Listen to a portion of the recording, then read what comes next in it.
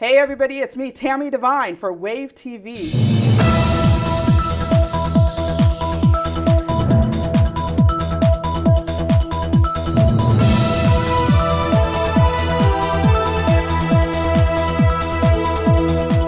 Oil. We can't seem to live without it, but it's the cause of lawsuits locally and protests nationally. With me now is Bob Poole with the Western States Petroleum Association, or WSPA is what you guys say, right? Yeah, WSPA's fine. Okay, you and SIPA are kind of sister organizations a little bit, aren't you? Like SIPA is the California Independent Petroleum Association. They are. They represent a lot of the smaller companies that produce oil. We represent the larger companies that produce oil and also the companies that refine and market it here in 5 western states, primarily California. Okay. Now, recently there's been lawsuits kind of flying back and forth, it looked like. Some local organizations had sued the city of Los Angeles. City of Los Angeles settled with them, but SIPA got upset and because they felt like they weren't included. What did you think about that when you heard about that? And did WSPA have anything to do with that?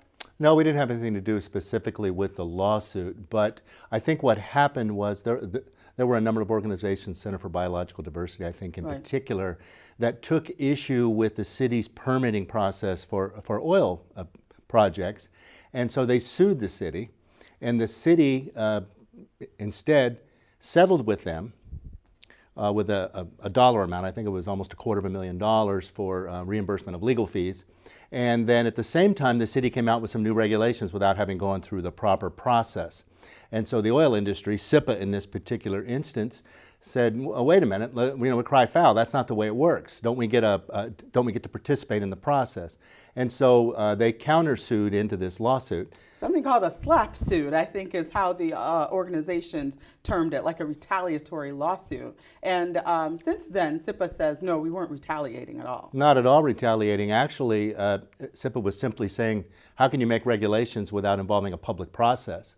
And I think it was very telling. The judge in the case, very much in hearing this, he did give a stay to the lawsuit in order for SIPA and everybody to get a better sense of what was going on. But during that stay is when this settlement agreement happened behind closed doors. And the judge actually is on record as alluding to the potential for collusion in this with the city of LA and with these environmental groups, these anti-oil groups. So SIPA Industries' position on it was, wait a minute.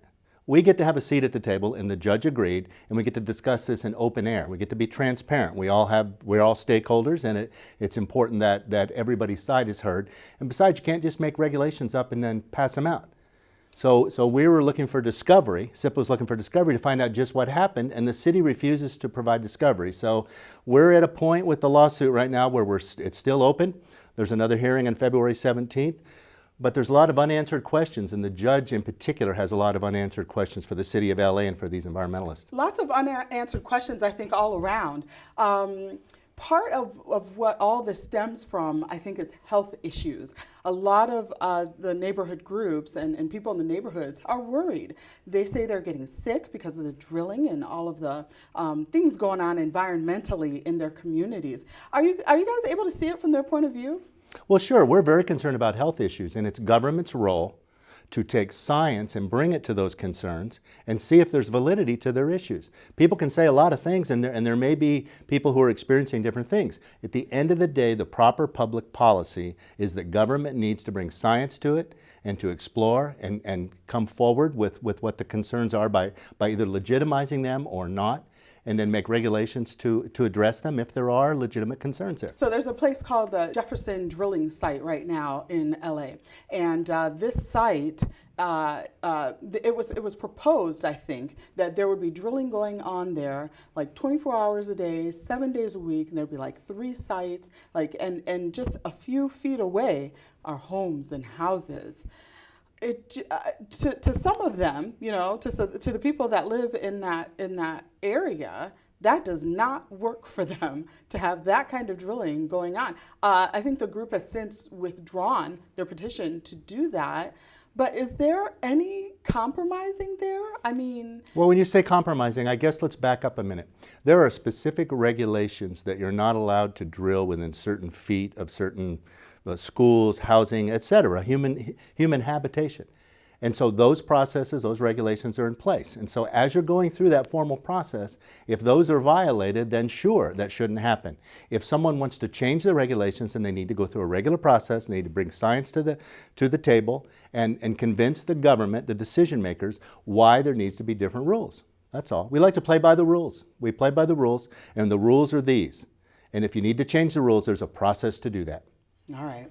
Well, thank you so much for joining me. I appreciate it. It's my pleasure. We'll talk again some more. You know, this is an issue that's probably been going on for a very long time and probably will continue to go on, that rub between the people that live in the neighborhoods and the businesses of oil. Indeed, and the same thing with all kinds of other industries. Yeah.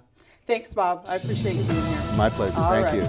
That's it for now here on Wave TV. Many more segments to come. You'll find them all right now on wavenewspapers.com. I'm Tami DeVine.